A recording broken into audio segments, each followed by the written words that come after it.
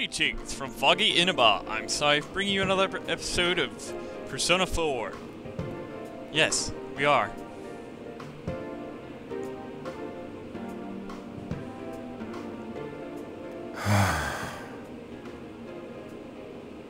All right. It started long ago. On a rainy night. Soon after my affair with Mayumi became common knowledge, I returned to my parents' home, as if to run away from the scandal. And I started drinking heavily to drown my anxieties. I hadn't been able to reach Mayumi at all, and that didn't help either. Mayumi, where are you? She'd been disgraced on all the afternoon shows, and forced to resign from the program she was on. I caused her so much trouble. I wanted to at least apologize to her, but I couldn't even do that. I lost the will and energy to do anything. Ah, so kind of like what I have been faced with. Except the whole loss of... and... never mind. Then, one day, the rumor I heard some time ago came back to me. I meant the whole loss of motivation thing. Since I had nothing better to do, I sat down blankly in front of the TV and watched my own reflection. And all of a sudden, there was Mayumi. Mayumi? Is that you? The Mayumi inside the TV looked as if she was calling to me for help. Mayumi? Mayumi!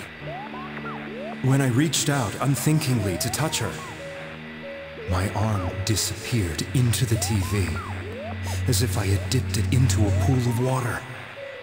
Weird, that happened to me too. I was so shocked that I lost my balance and nearly fell face first into the TV. And that's what happened to me.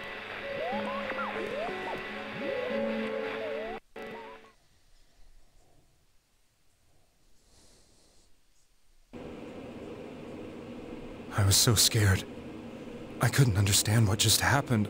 I thought maybe I'd gone insane. In the end, I decided to think of it as just a dream, and I went back to the city the next day after finishing work. The next afternoon when I got to work, I was fired on the spot, as I expected.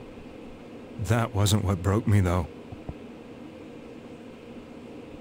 It was Mayumi being found dead. And not just that, but it had happened in my hometown. Namatame is casting his eye downward painfully.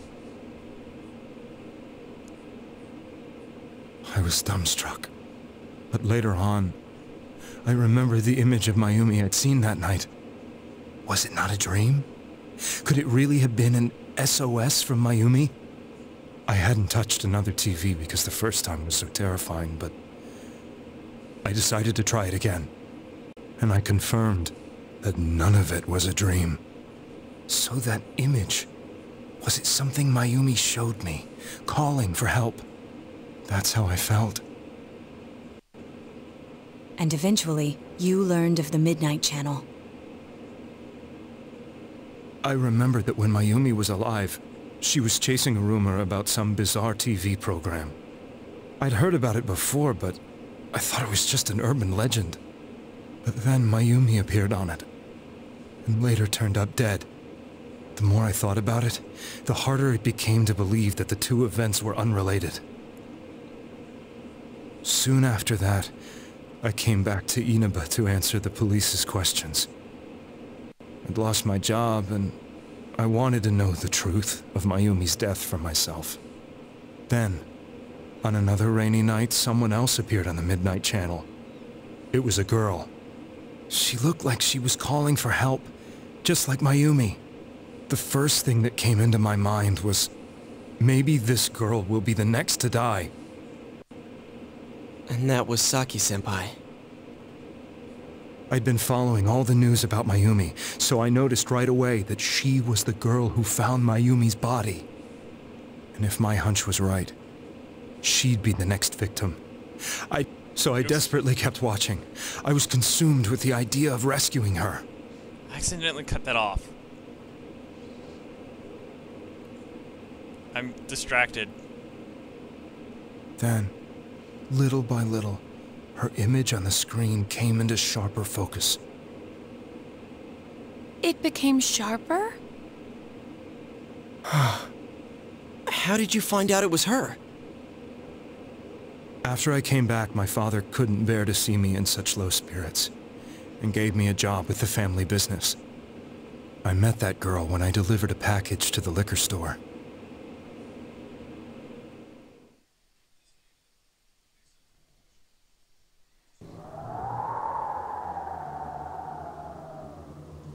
After agonizing over it, I decided to meet her, and told her to be careful.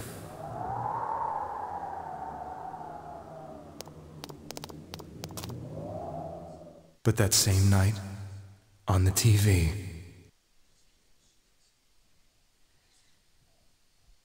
Dun dun dun. she looked as if she was being engulfed by some black shape. She was writhing in pain. That's why I warned her. Why won't she pick up the phone? Come on, please!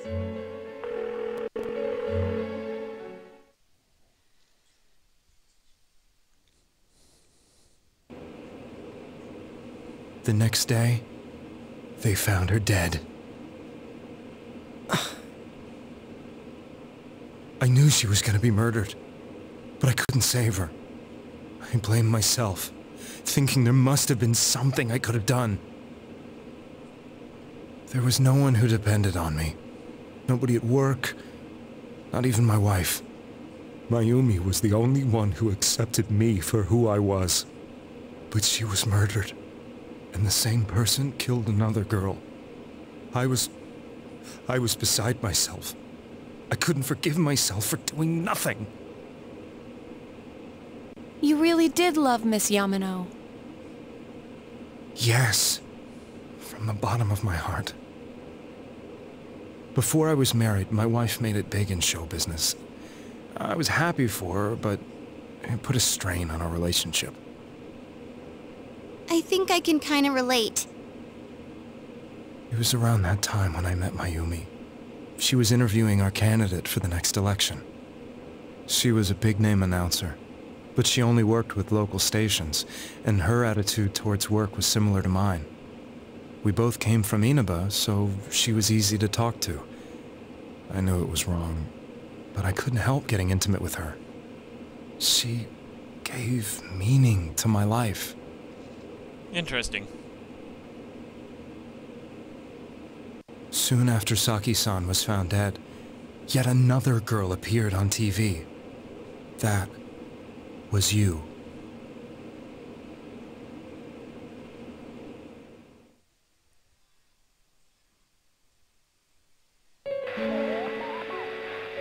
She'll be kidnapped next, and murdered.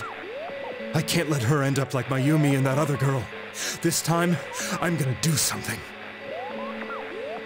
My opponent was a murderer who left no clues to his identity. I thought hard about what I could do to protect her from someone like that. I'll never convince her. If she gets suspicious and they arrest me, who'll save her then? The girl inside the TV looked as if she was smiling at me. And that's when it hit me. I apparently had the power to go through the TV screen to the other side. Then, what if I put her into the TV and give her shelter there before the killer gets her? What are you trying to tell me? That it's safe over there? Is that it? The girl inside the TV seemed to smile at me again. And I thought, no matter what kind of place it might be, it's better than being slaughtered. Quite the opposite, actually. Once things calmed down, I could just let her out again. If she's inside the TV, there's no way they can find her. Too bad we got to her first. It felt as if everything was starting to come together in my mind. Could it be that Mayumi gave me that power to prevent any more victims from meeting her fate? Was it my mission to save people? But there was a big problem. If I explained the situation to the victim, they wouldn't understand. I had already tried that and failed miserably. It seemed the only thing I could do was to take them away. If that was my mission, I'd just have to do it. Or so I thought. Mayumi, please lend me your strength.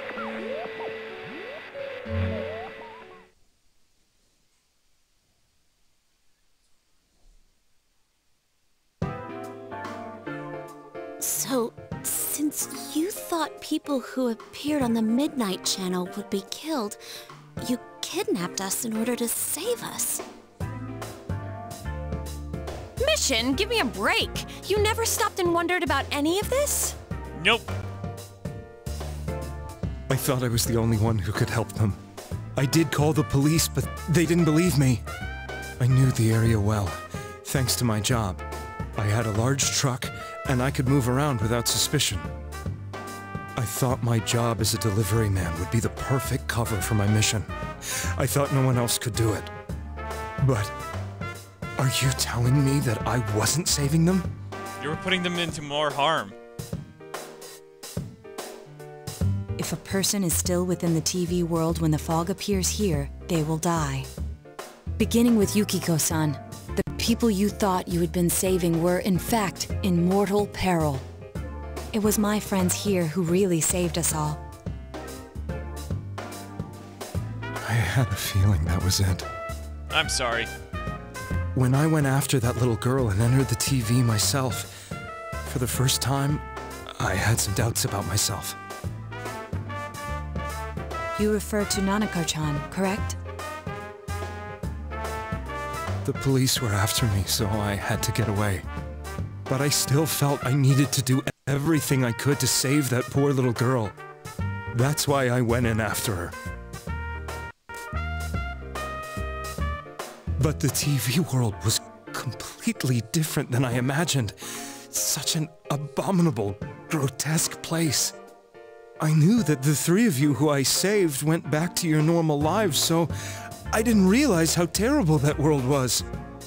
I never knew. You couldn't even get out of that place on your own. I thought I was going insane. I probably did. You did, actually. And you know the rest. When I came to, I was lying in a hospital bed.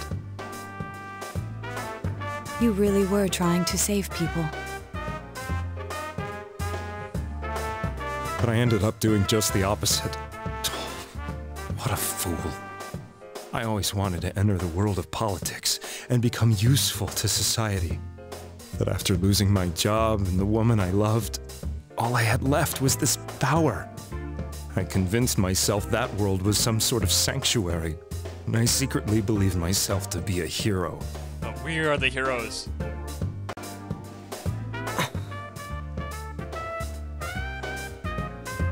I never doubted what I saw on TV, and believed everything was as I wanted it to be. I didn't think for myself at all. That's why I couldn't protect them. I'm to blame for all of this. Well, technically nobody died from what you did, so we can't really blame you. What's done is done. I suppose so. But the things I've done are too serious to be brushed aside like that. I have no intentions of running away from my crimes. I'm prepared to face the consequences. Kidnapping is already a serious crime. And on top of that, I put all those lives in danger. Yeah. I'm sorry. The Midnight Channel and the other world, you can hardly be blamed for failing to understand them properly. We must apologize to you as well. Had we let our emotions blind us to the truth, we would have piled all the responsibility on you. and then threw you into a TV and killed you instantly. Not really, but you know.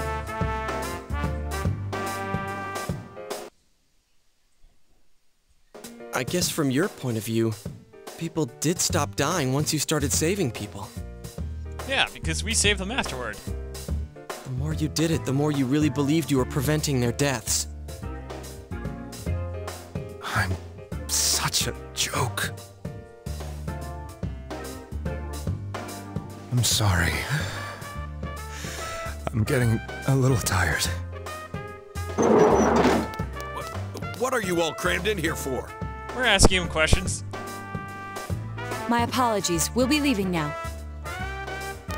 Wait. I beg you, please, find whoever's behind this. You children are the only ones who know about that world. Of course. That's our plan.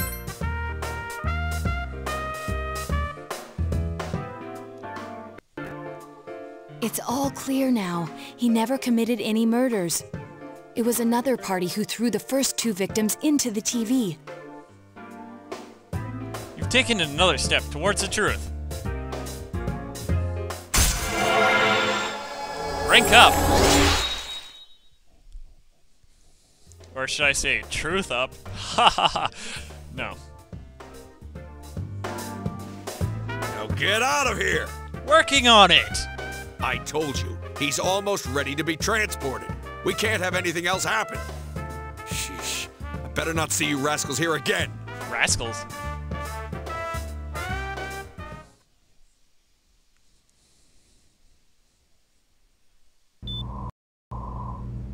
Nanako-chan looks like she's in pain. She's fighting for dear life. Yeah. This was the last place we saw Teddy, right? He was so worried about her.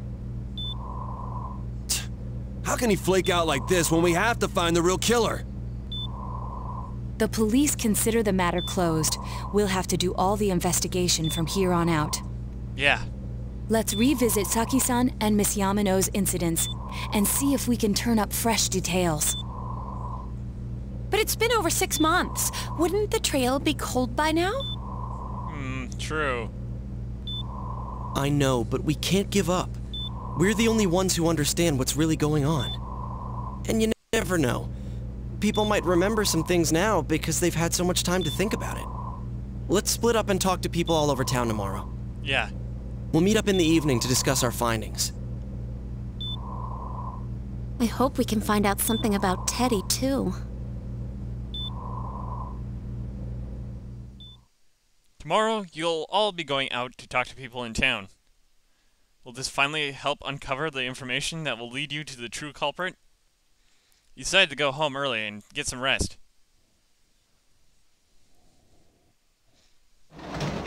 They really mean you can't leave.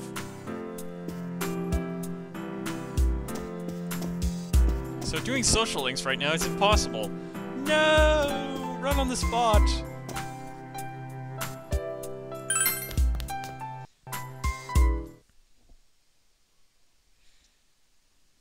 And now we get to talk to people in town. Today is the day the school was founded, so you have the day off. You need to investigate the town. You wonder if you'll be able to gather information you need to catch the killer. Probably not. But let's try anyway.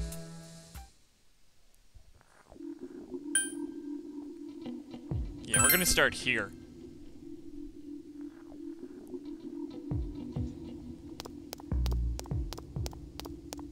I'm gonna ignore everybody that's not important. Well, I could talk to our party members, but it won't be useful for now.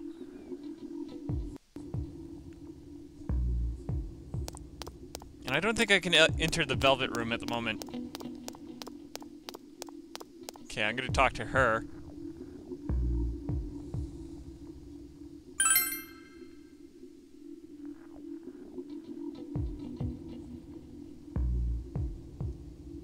Is it true that there were no other suspicious individuals? Perhaps you should ask someone else about this. I'm gonna be very efficient about this.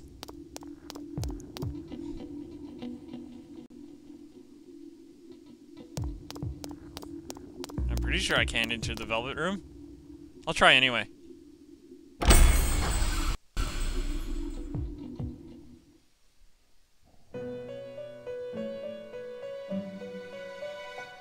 It seems you have completed over half the social links. How wonderful for you. Well then, please take this. Your commitment to your social links will become your commitment to your world. I look forward to seeing your world. Received a metal bat. I'm gonna register all my personas as they are.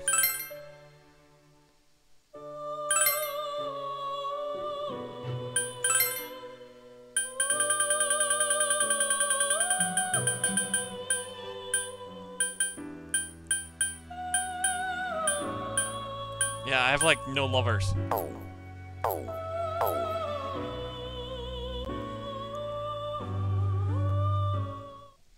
Anyway.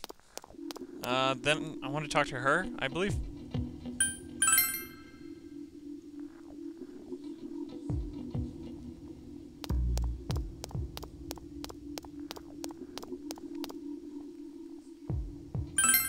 Unless you have to go to, like, Juness first. Not entirely sure. I'm still wanting to call it June's.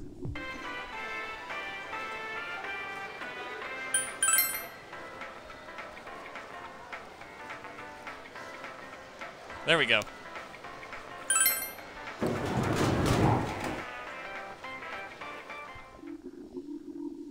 Now back to the shopping district. Then talk to the person Yosuke's talking to.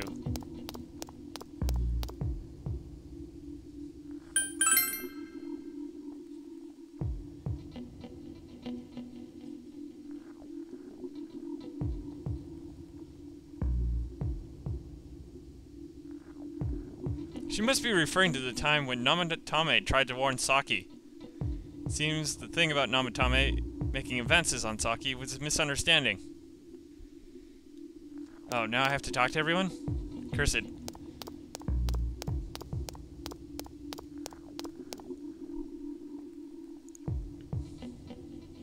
Well, I guess I can do that off screen and then... Yeah, I'll do that actually. Well, not now, but...